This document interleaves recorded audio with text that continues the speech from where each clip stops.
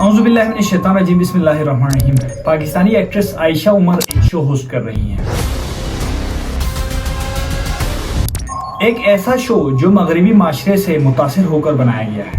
इस शो में इस्लामी हुदूदों की खिलाफ वर्जी की जा रही है। सिर्फ इस्लामी ही नहीं बल्कि पाकिस्तानी की तहजीब की खिलाफ वर्जी की जा रही है। इस शो में एक लड़का लड़की को एक घर में एक साथ रखा जाता है और उनके बीच में एक रिश्ता कायम किया जाता है और उसको रिकॉर्ड कर अवाम को दिखाया जाता है, जिसमें उनके लड़ाई झगड़े बहस तकरार। चोर नहीं करना, मना कर रहा हूँ तुम कर। मैंने इससे बोला कि भाई तुम वहाँ पहनती होगी, तुम ऐसा स्टाइल कर लेती, बस ये बोला यार। स्टाइलिश हो क्या? मोहब्बत को अवाम के सामने लाया जाता है। अब इसमें सवाल ये बनता है, एक ऐसा शो जो अखलाकियात से गिरा हुआ हो और जिसमें फौश लिबास इस्तेमाल किया जाए, उसका पाकिस्तानी यानी हमारे माशरे पर क्या असर पड़ता है। जो लोग इस शो को या मगरबी तहजीब को पसंद करते हैं, उनका कहना है ये सिर्फ एक एंटरटेनमेंट है, ये सिर्फ एक शो है, इससे बड़ा पाकिस्तानी माशरे पर क्या असर पड़ सकता है। लेकिन दोस्तों, मेरा यहाँ पर कहना है कि इससे बहुत गहरा असर पड़ता है हमारे माशरे पर। इंसान अच्छे या बुरे आदाब कहाँ से सीखता है? अगर फर्क नहीं पड़ता तो ये क्यों कहा जाता है कि आप अच्छे लोगों के साथ उठो बैठो? अगर TV show, comedy show, film या गाने से किसी बच्चे के दिमाग पर असर नहीं पड़ता या हमारे माशरे पर असर नहीं पड़ता, तो ये सब बच्चा कहाँ से सीखता है? क्या उसके जीन में मौजूद होता है या वो अपने माँ के पेट से सीख कर आता है? बिल्कुल ऐसा नहीं है। माहौल इंसानी रवैये को नफ्सियाती, जिस्मानी और समाजी अवामिल के जरिए मुतासिर करता है, जिससे इंसानी रवैये, हौसला अफजाई और अमल में फर्क पड़ता है। ये चीज साइंस भी साबित कर चुकी है। आइए देखते हैं हमारे माशरे में ऐसे कौन कौन से अमल हैं जो हमारे माशरे को बिगाड़ रहे हैं या जिनका असर डायरेक्ट हमारे माशरे पर पड़ता है, हमारे नौजवान नस्ल पर पड़ता है। सबसे पहला, स्टेज कॉमेडी, थिएटर या स्टेज शो कह लें। इसमें कॉमेडी के नाम पर नाजेबा अल्फाज इस्तेमाल किए जाते हैं। मेरे वालिद साहब भी मेरी अम्मी ने थल्ले लगे हैं, उन्होंने घुटने में किया है। मैं समझी शादी वैसे तेरे हाथ में मजा बड़ा है। उठाई था? हाँ। हाय, ये तो कभी शो तो बाद मौका दे। आप में से तकरीबन हर किसी ने देखा होगा जिसमें डबल मतलब वाले अल्फाज होते हैं। दूसरे हाथ से इसे गाली समझ लें। हीरो फिल्म का नाम है झाड़ू मेरे वीर दा, पूरा 10 और जगह तेरी पहन दी। और इसमें जो जोक सुनाए जाते हैं वो भी इंतहाई नाजेबा होते हैं और अखलाकियात से गिरे हुए होते हैं। नहीं, मैं उन्होंने नौकर हाँ, मैं पुत्र नहीं। ते तेरी भैन कोई नहीं, कोई मासी, कोई फुफी, कोई होवे, असी कोई जुल्म नहीं करना। हल्का लिबास भी नाजेबा इस्तेमाल किया जाता है। हमारी फिल्में बहुत ही कम बनती हैं, लेकिन जो भी बनती हैं बिल्कुल सबखामोश नहीं होती। फिल्मों में लिबास भी नाजेबा इस्तेमाल किया जाता है। कहानी हमेशा इश्क, आशिकी, बहस और तकरार की होती है। हालांकि जिस मगरिब से मुतासिर होकर ये फिल्में बनाई जाती हैं, मगरिबी माशरे में फिल्में हमेशा साइंस फिक्शन की बनाई जाती हैं और उनकी फिल्में हमेशा सबखामोश होती हैं। मेरा मानना है कि अगर फॉलो करना है तो मगरिब की किसी अच्छी चीज को फॉलो क्यों नहीं करते। हमारे ड्रामे हमेशा हमें सास बहू की लड़ाई और गलत चालाकियां सिखाते हैं, जिसमें इंसान यही सीखता है कि आप अपने बहू के साथ कैसे चालाकी कर सकते हैं या आप अपनी सास के साथ कैसे चालाकी कर सकते हैं, कैसे आपकी फुफ्फो आपके घर को तबाह करती है, जिससे आपके रिश्तों में नफरत डाली जाती है। फिर हमारे माशरे को सबसे ज्यादा बुरी तरह मुतासिर करने के लिए मदद देता है टीवी यानी हमारा मीडिया।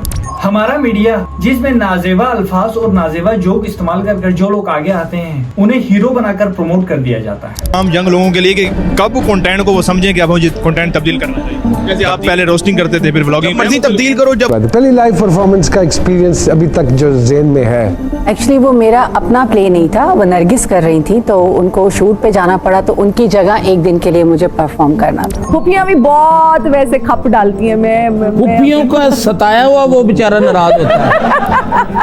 एक ऐसा इंसान को बुलाना है जो लोग रोस्ट करता है। So yes, without wasting time, आपका favourite that is dub life.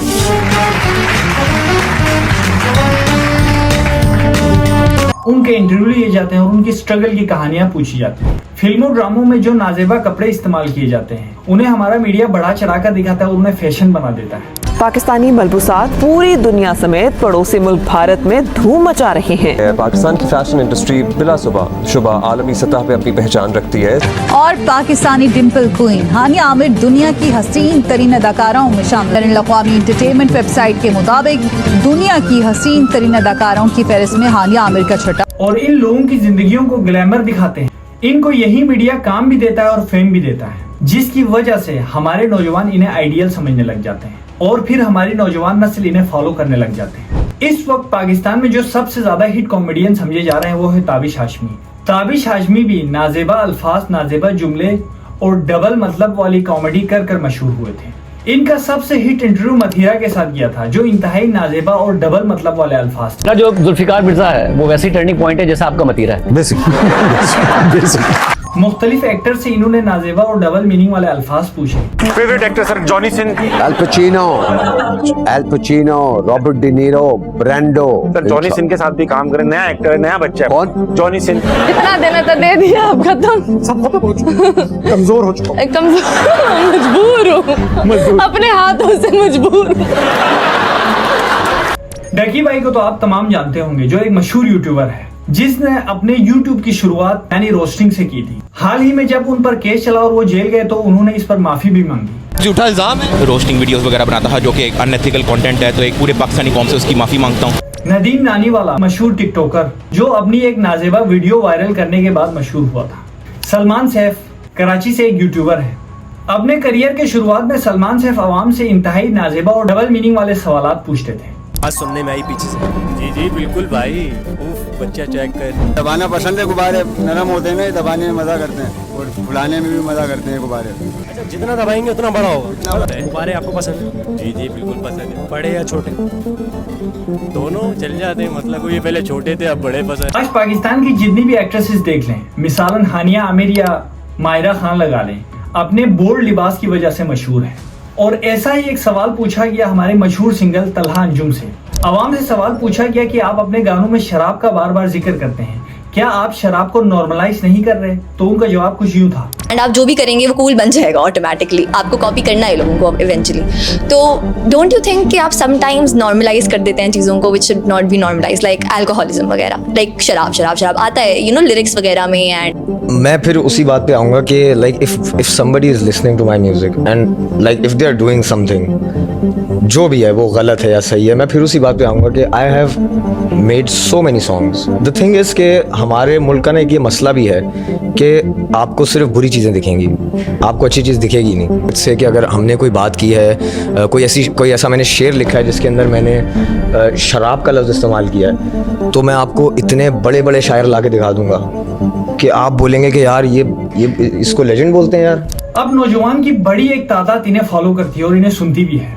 Doggy life करके एक यूट्यूब चैनल है रोस्टिंग के नाम से, जो नाजेबा अल्फाज और गालम गलोच देता है। उनको हर टीवी शो में बुलाया भी जाता है और उनको प्रमोट किया भी जाता है, उनको पैसे भी दिए जाते हैं। ये थे कुछ मशहूर तरीके हमारे माशरे में मशहूर होने के लिए। इस तरह की चीजें नॉर्मलाइज करने से हमारे माशरे पर क्या असरअंदाज हुआ। इस तरह से मशहूर होने वाले लोगों को जब हमारा मीडिया सपोर्ट करता है, फिर हमारी नौजवान नस्ल इनकी गलत बातों, इनके गलत लिबास को फॉलो करती है। हमारे माशरे में गालम गलोच आम हो जाती है। स्कूल कॉलेज में आप तमाम जानते होंगे, दोस्त एक दूसरे को गाली देकर बुलाते हैं या नाजेबा अल्फाज इस्तेमाल कर बुलाते हैं। यहाँ पर मैं आपको एक छोटी सी मिसाल देता हूँ। ये एक बच्चा अपना इंटरव्यू दे रहा है पाकिस्तान के मैच हारने के बाद। ये बाबर आजम को इंतहाई गलत और गलीज अल्फाज के साथ क्रिटिसाइज करता है।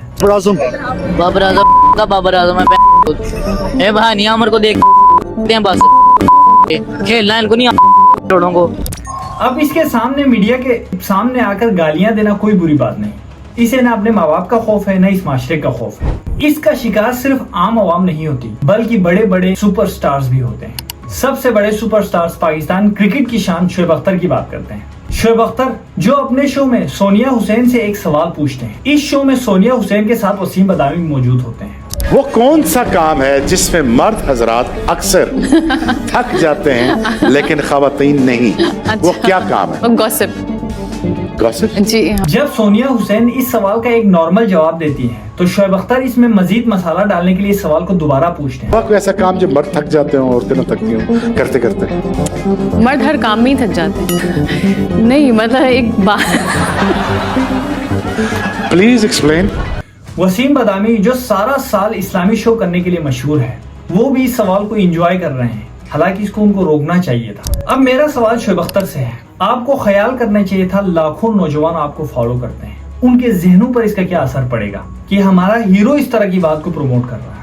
आप खुद ही बाबर आजम को क्रिटिसाइज करते हुए क्या कह रहे थे, आप खुद जरा सुने। इसका हीरो कौन है? तुम्हारे हीरोज ही तुमने गलत चुने हुए हैं, तुम्हारा थॉट प्रोसेस ही गलत है, तुम शुरू से फ्रॉड हो। तो नौजवानों से अपील है, अपना आइडियल हमेशा अच्छा ही चुने। मोहम्मद यूसुफ पाकिस्तान के मशहूर बैट्समैन। अभी हाल ही में जब एशिया कप हुआ था, पाकिस्तान और इंडिया की हैंडशेक कंट्रोवर्सी पर बात करते हुए उन्होंने इंडियन कप्तान सूर्य कुमार यादव को सुअर कुमार यादव कहकर बुलाया। वो हर वक्त फिल्म ही चल रही है वहाँ। कुमार जो है सूर्या कुमार यादव, सूर्या कुमार यादव, जिनसे उनके ऊपर बड़ी तनकीद हुई। मेरा जाती ये मानना है कि उनके अल्फाज गलत थे। उनको बहुत सारे नौजवान फॉलो करती है, इंडिया से बहुत सारी अवाम उनको फॉलो करती है। उनके दिल पर इसका क्या असर पड़ा होगा।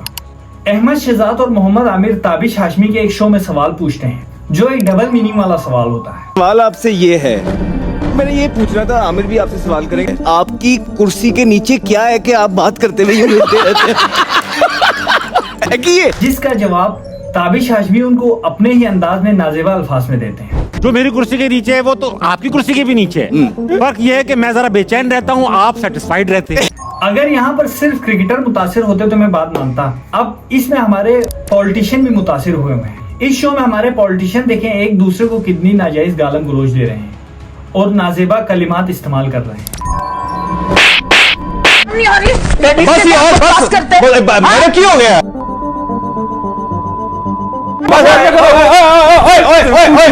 पकड़ो यार इसको, एक बार पकड़ो यार। चल चुप कर तू, चल चुप कर तू बदमाश, तुम उल्लू के पट्टे कुत्ते, हरामजादे। नहीं जमीन साहब, यूसुफ साहब बर्बाद करते हो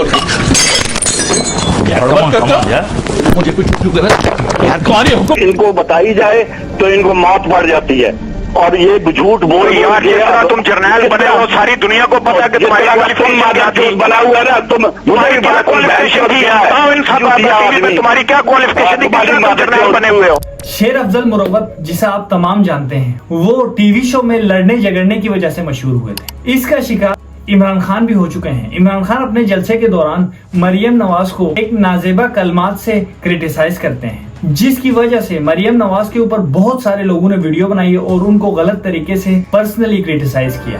वो मरियम की तकरीर कर रही थी कल, उसमें उसने इतनी दफा और इस जज्बे से और इस जुनून से मेरा नाम लिया। तो मरियम देखो, थोड़ा ध्यान करो, तुम्हारा खामद ही नाराज ना हो जाए जिस तरह तो। इमरान खान को लाखों लोग फॉलो करते हैं। इमरान खान के इस एक डबल मीनिंग वाले कलमे से वो तमाम नौजवान ये समझेंगे कि ये कोई गलत बात नहीं है। जब हम जिसको फॉलो करते हैं वो ये बात बोल रहा है तो ये एक नॉर्मल बात होगी। अब ये तमाम पॉलिटिशियन ये बोलकर सियासत में आते हैं कि हम इस कौम का मुस्तकबिल बदलने के लिए आ रहे हैं, हम इस कौम के नौजवानों का मुस्तकबिल बदलने के लिए आ रहे हैं। मेरा इन तमाम पॉलिटिशियन से ये रिक्वेस्ट है कि आप पहले अपने अल्फाज बदलें, अपनी जिंदगियां पहले बदलें, फिर नौजवानों की जिंदगियां बदलें। अब ये थे कुछ मुतासिर होने वाले लोग इन नाजिबा कलिमात से जो माशरे में नॉर्मलाइज हो चुके हैं। अब आते हैं इस शो की तरफ। इस शो में अगर सादा अल्फाज में बात की जाए तो गर्लफ्रेंड बॉयफ्रेंड के कल्चर को नॉर्मलाइज करना है। इस शो में नाजेबा हरकतें दिखाकर व्यूअरशिप गेन की जा रही है। अब इस शो में कंटेस्टेंट के लिए टारगेट किया है मिडिल क्लास लड़के लड़कियों को, जिनके पास फेम की भी कमी है और पैसों की भी कमी है, जिसकी बिना पर वो तहजीब से गिरे हुए काम भी करने के लिए तैयार हैं और वो कर भी रहे हैं। अब मेरा सवाल यहाँ आयशा उमर से है जो इस शो को होस्ट कर रही है। आयशा उमर एक फैमिली ड्रामे बुलबुले की वजह से बहुत ज्यादा मशहूर थी और लोग उनको पसंद भी कर रहे थे। मेरा सवाल इनसे ये है कि आखिर ये इस शो को क्यों होस्ट कर रही है? इनके पास पैसे की कमी है या फेम की कमी है? आपको लाखों खवातीन फॉलो करती हैं, आपके इस शो को प्रमोट करने की वजह से उनकी जिंदगियों पर क्या असर पड़ता है? आपको जरा सोचना चाहिए, अपनी कौम के बारे में सोचना चाहिए। इस शो को नापसंद करने वालों से अगर मैं राय लूंगा कि इस शो को बैन किया जाए या इस शो का बाइकआउट किया जाए, तो आप में से ज्यादातर लोग कहेंगे कि इस शो को बैन किया जाए, लेकिन मैं इसके खिलाफ हूँ। इसके खिलाफ होने की वजह यह है, अगर आप इस शो को बैन कर देंगे तो आप अपने बच्चों को ये नहीं समझा सकते कि क्या बुरा है क्या अच्छा है। मेरा यहाँ मानना है कि इस शो का बाइकआउट किया जाए, इस तरह के जितने शो उन सब का बाइकआउट किया जाए और अपनी नौजवान नस्ल बच्चे बच्चियों को ये तरबियत दी जाए कि नाजेबा कलिमात क्या होते हैं, डबल मीनिंग वाले अल्फाज क्या होते हैं जिनका इस्तेमाल करना बुरा, नाजेबा लिबास क्या होता है जिनका इस्तेमाल करना बुरा है, जिसकी वजह से हमारी नौजवान नस्ल एजुकेट होगी और खुद ही इसका बाइकआउट करेगी, जिससे इस तरह के शो, फिल्म या स्टेज शोज नहीं चल पाएंगे। हमें अपने नौजवान नस्ल और बच्चों को उनके आइडियल चुनने में मदद करनी होगी। हमें अपने बच्चों के लिए आइडियल सिलेक्ट करना होगा नबी पाक सल्लल्लाहु अलैहि वसल्लम की जात, जिनकी जिंदगी का हर लम्हा हमारे लिए मशाल राह है। हमें अपने बच्चों को सिखाना चाहिए कि वो हमारे आइडियल है। फिर हजरत इमाम हुसैन, जिन्होंने हक के लिए अपनी जान कुर्बान कर दी। अगर हमारे मुल्क में देखा जाए तो कायदे आजम और इल्हाम इकबाल हमारे आइडियल और हीरो बन सकते हैं। आम आवाम का ये तासुर होता है कि गवर्नमेंट इस पर कोई आवाज क्यों नहीं उठाती। इस तरह के जब नाजेबा शो आते हैं, नाजेबा कलमात इस्तेमाल किए जाते हैं, गवर्नमेंट इसको बैन क्यों नहीं करती। एक शख्स जो 70,000 फलस्तीनियों को कत्ल करने में इनडायरेक्टली मुलविस हो, हथियार फराहम करे, अगर उस शख्स को कोई शख्स नोबेल प्राइज के लिए नॉमिनेट करे तो क्या लगता है उसको अपनी कौम के बारे में फिक्र होगा। I would like to nominate this great president for Nobel Peace Prize because I genuinely feel। जी हाँ, मैं बात कर रहा हूँ हमारे प्राइम मिनिस्टर शहबाज शरीफ की, जो डोनाल्ड ट्रंप को नोबेल प्राइज के लिए नॉमिनेट कर चुके हैं। तो आप खुद सोचें, तो क्या उसे हमारे कौम के बच्चों की कोई फिक्र होगी। हमें अपनी फिक्र खुद करनी है। हम बदलेंगे तो इंशाल्लाह हमारा मुल्क भी बदलेगा।